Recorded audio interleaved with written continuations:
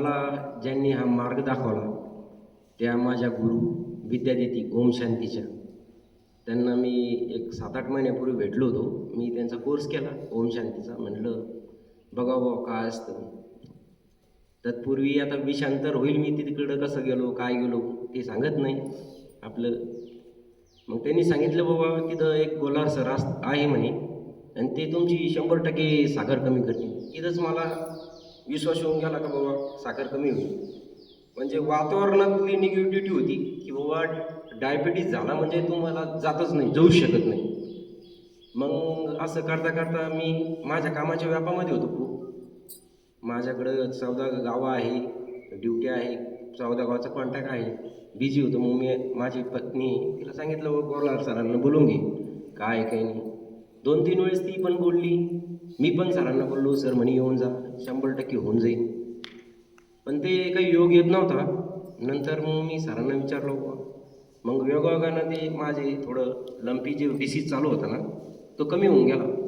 आणि मी माझ्या घरच्या मंडळीला सांगितलं बाबा की तू काय कर आता सरांना विचार. मग मी जायला तयार आहे बाबा. मग तिने सांगितलं असं शिबिर आहे, तुम्ही जा जॉईन हो. मी सरांना म्हटलं सर कसं काय करू, माझ्याकडं मोबाईलचा एवढा ट्रेस आहे, लोड आहे. मग सरांनी मला सांगितलं बाबा की तुम्ही यायचं असेल ना तर ते मोबाईल हे करूच नका.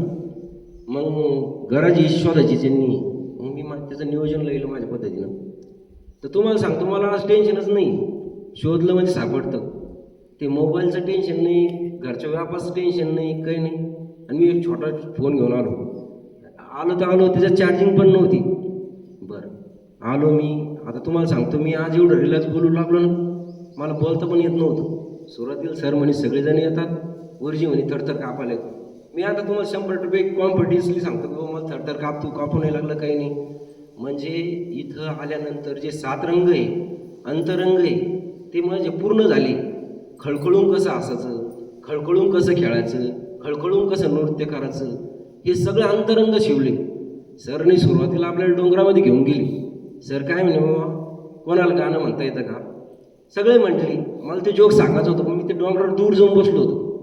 मला गंज इच्छा होती पण सांगता येत नव्हतं, भीती होती.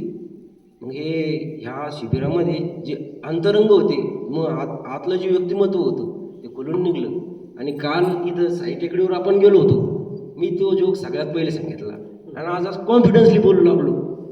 आणि सरांच्या बाबतीत सांगायचं सर मला आहे ना ते गायत्री म्हणताना मला म्हणता येत होता, पण मला लहानपणीची खोड आठवली जरा.